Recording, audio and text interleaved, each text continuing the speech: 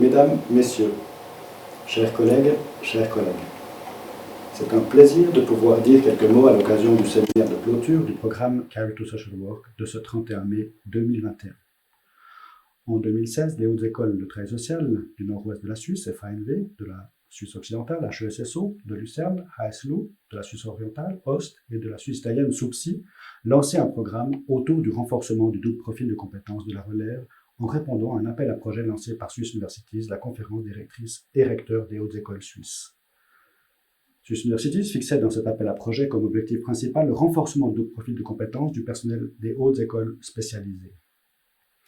Il définissait le double profil de compétences comme une qualification de la relève des hautes écoles spécialisées au niveau pratique et scientifique. Pour y parvenir, il était entendu que ce double profil est rendu possible au travers d'activités dans une haute école et dans le milieu professionnel. Cet appel à projet fixait des attentes sur les impacts. L'enseignement et la recherche sont durablement orientés vers les applications et la pratique. Dans notre réponse à cet appel à projet, nous déclarions faire le constat suivant. Une partie du personnel de nos hautes écoles de travail social a une solide formation académique, mais nous reconnaissions que ces personnes ne possèdent pas nécessairement d'expérience et de formation spécifique de la pratique du travail social. D'autre part, une partie du personnel est issue du travail social, mais ne dispose pas d'une formation académique suffisamment pointue pour conduire des projets de recherche de manière autonome. Nous souhaitions, grâce à ce programme, renforcer le double profil de compétences des collaboratrices et collaborateurs des hautes écoles de travail social. Par là, il était visé permettre à une partie de notre personnel de renforcer ses connaissances et ses compétences en travail social, l'accent ayant été mis sur les liens avec la pratique. Un deuxième objectif était de donner des impulsions pour que s'intensifient les échanges sur cette thématique entre régions linguistiques. Et finalement, il s'agissait d'identifier des profils types conduisant à des carrières en haute école de travail social. Parmi les exigences fixées au lancement de ce programme, des partenariats avec les milieux professionnels étaient nécessaires. Lors d'une des premières rencontres avec les milieux professionnels, je me rappelle avoir entendu le vif intérêt de leur part pour ce projet. Mais je retiens aussi une crainte formulée, à savoir de voir les hautes écoles capter les bons éléments de la pratique vers le monde académique. Il faut être honnête, le lancement de ce programme a pris plus de temps que prévu. Nous avons dû nous entendre sur nos multiples réalités, trouver un langage commun.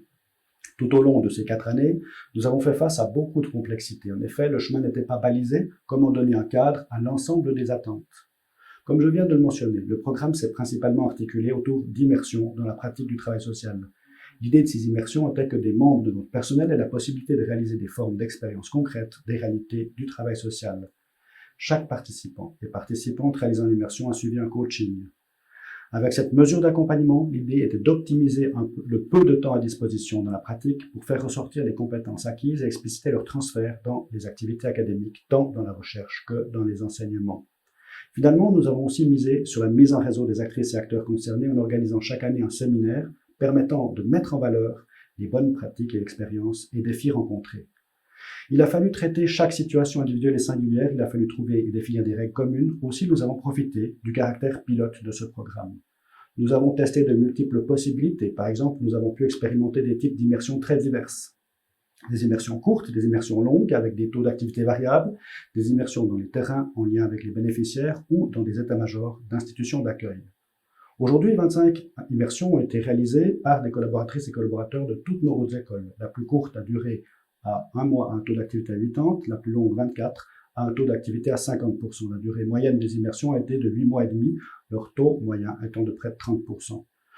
Au niveau du bilan du programme, je vous invite à regarder la capsule vidéo de nos évaluatrices, Pia Gabriel et Noémie Sibold. Quant à moi, je retiens de ce programme qu'il était ambitieux, parfois même irritant, mais il a été très innovant. La collaboration entre nos hautes écoles de travail social nous a amené à mieux connaître les réalités de l'ensemble de notre territoire, et notamment en matière d'encouragement de la relève. Quant à l'objectif visant à identifier les profils types conduisant à des carrières de hautes écoles, je dirais que seule la moitié du chemin a été parcouru.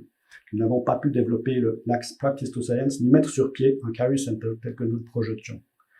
Par contre, nous avons mis une importance accrue sur la pratique du travail social. Les 25 immersions réalisées témoignent de cet intérêt. Sur ces aspects, je vous invite à regarder les capsules vidéo de plusieurs anciennes et anciens participants au programme, ainsi que le guide pratique présenté par les chefs de projet, Evelyne Tenisunchaz et Agnès Fuldazi. Le financement de Swiss Universities pour cette phase pilote prend fin. Toutefois, les hautes écoles qui ont participé à ce programme vont poursuivre ces objectifs. Si nous avons pu travailler au niveau national durant ces 4 années, il s'agit maintenant de poursuivre l'implémentation locale sur l'expérience capitalisée.